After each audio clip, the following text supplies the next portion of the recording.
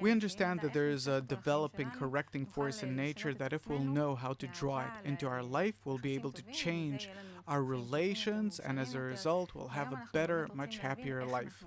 And today we'd like to understand, how do we do it? We understand that it's possible to do it only together with other people in a group.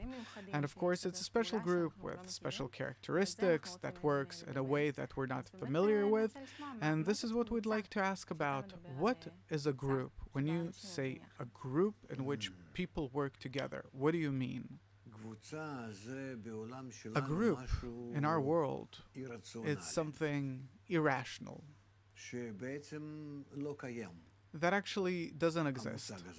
This concept doesn't exist in our world. Even though that you hear everywhere group, but what the wisdom of Kabbalah means by the word group, it's something completely different.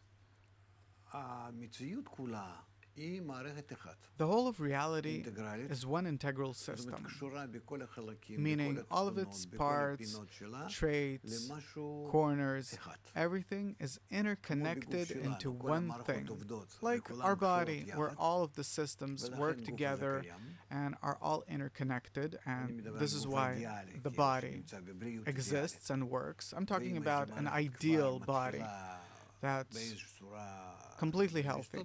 And if some system starts deviating from its corrected form, we understand that it's not necessarily that something's happening in a certain organ, but especially it's about the connection between the organs. And therefore, there is a holopathic approach to this. Doctors, they think only about a certain little organ, area, something that you have to correct, and all the rest isn't important for us. An eye doctor doesn't know about the ears, the ear doctor doesn't know about the kidneys, and so on. And this is actually the problem, that we're not relating to our body and to the entire reality as one mechanism. And the more we advance, we see that it is not so. Just like our world's becoming round, and we find that we're interconnected. Why? It's in accordance with our development, meaning the more we develop, even egoistically, we discover that we are in one system, all interconnected, and we have no choice but to see ourselves this way.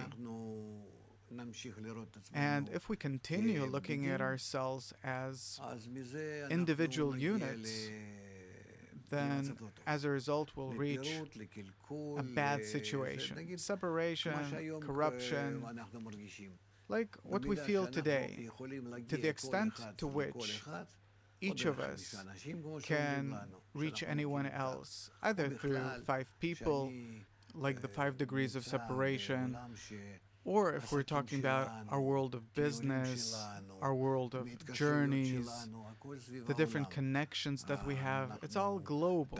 It's all around the world. Our industry, trade, it's all around the world. It's global.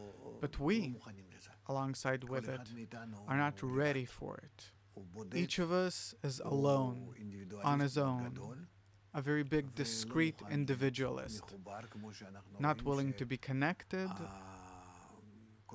like we see that all the systems in the world are connected. Also, if we look at the stars, the galaxies, all the astronomical systems in the universe, eventually we see how all of these things are interconnected. Our advanced research tells us about it, that there is much beyond what we attain, but we can attain it because we think about these things not as a whole, not as something integral, and therefore we're not aware of the essence of the connection that exists between all of the parts of reality. Also, by nature, we can't connect sound with light, health with nature in general.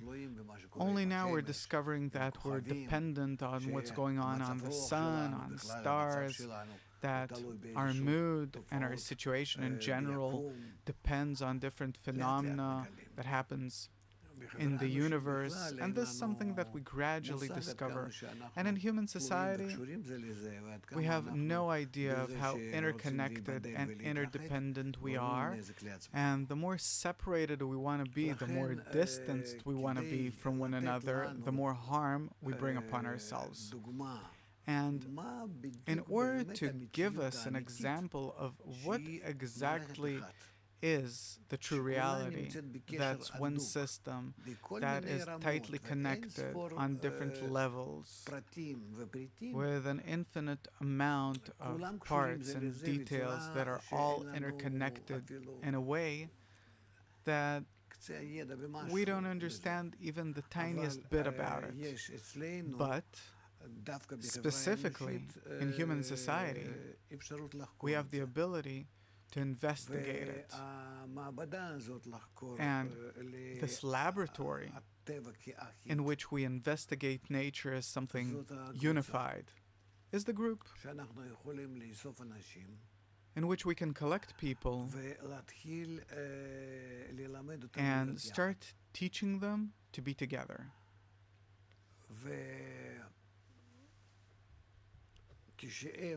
And when they will really be able to come closer to each other, atop the ego, awakening within them the force of connection, revealing their connection, love towards each other, affection,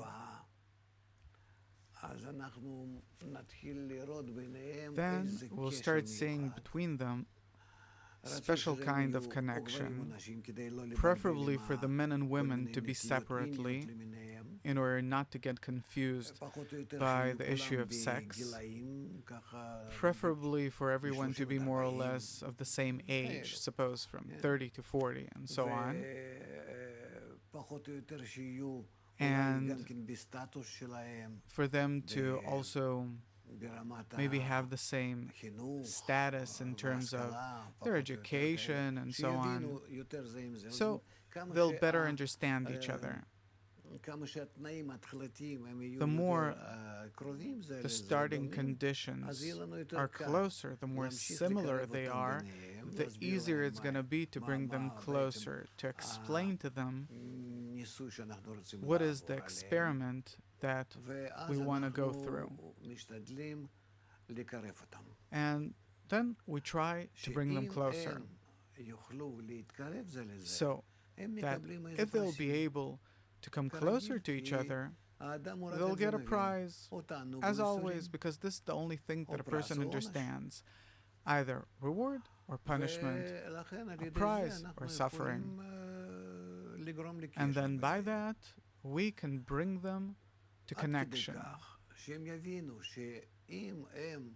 so much that they'll understand that if they're going for some big prize that's worthwhile for everyone, then it's beneficial for them to learn from one another how to get closer, how to bestow upon the strengthening of their connection, how each should subjugate himself towards the group in order to come closer to it, how to bestow good things upon the group, how to influence the group for the better, because here each has to show how much greater than everyone else he is, but in a positive way. And this way, we can cause them to advance towards connection. And there are many more things about this. For when they'll be able to come closer to each other, to really be with one another hours and hours, each and every day, then they'll start feeling that they have a kind of a mutual desire for connection, that they have a mutual force that can awaken them and influence them. They start discovering that besides everyone having their own individual egoistic desire with which they came to the group with, Now, they also have a mutual desire, and this desire is called the group. Before that, it was just a collection of people, but a group, it means that they form and shape and build something that doesn't belong to anyone in particular, but to everyone together. And that it's impossible for the group to remain as a group if they take out this new force that they have revealed. And that special force that they have attained cannot remain if they take any one of the members of the group out of the group. Meaning that we're all interdependent and all of them want to be connected such that they attain their mutual force called connection, the unified connection, and this force operates outside of them. It's higher than them. This force is a force that doesn't belong to anyone, but to everyone. Meaning by this, we truly form an additional force that didn't exist before, that only when the group unites, where everyone annuls their ego towards everyone else, and everyone really connects and only wants to cause good to each other, then by that they form a new force called the group, the one mutual force.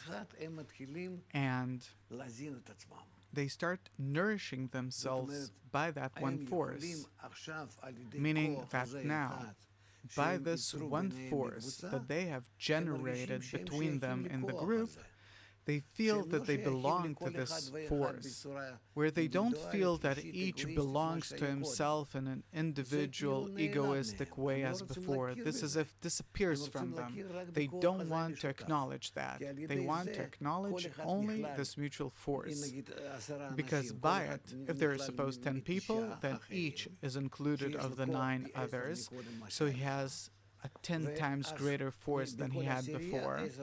And in the 10, it's 10 times 10, so it's at least 100 times greater. But they go and multiply it and increase this mutual force. And then this mutual force, it's not an egoistic force. This is what's interesting. But it's an altruistic force. It's the force of mutual bestowal, because each came out of his ego towards the others. So by that we have created the force of bestowal, of love, the force of connection that's outside the person. It's a force that exists in nature outside of our ego. Suddenly, we have created a new creature. This creature is called man. Specifically, this is called man, and not the way each of us previously was, simply as a small beast.